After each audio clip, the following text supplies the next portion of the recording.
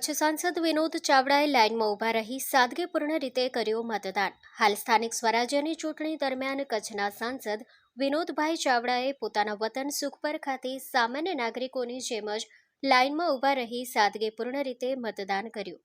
ચૂંટણી પ્રક્રિયામાં ભાગ લેતા ઘણા રાજકીય જનપ્રતિનિધિ કોઈપણ પ્રકારના વિશેષાધિકાર વિના સામાન્ય મતદારોની સાથે જ મતદાન મથક પર જઈ પોતાનો મત આપ્યો હતો, જે લોકશાહીમાં તેમની પ્રતિબદ્ધતા દર્શાવે છે।